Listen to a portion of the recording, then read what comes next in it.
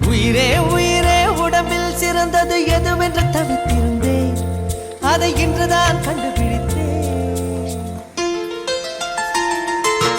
கண்ணென்னை காட்டியதால் என் கண்ணே சிறந்ததடி, கண்கள் கண்டதும் இன்னொரு கிரகம் கண்முன் திறந்ததடி.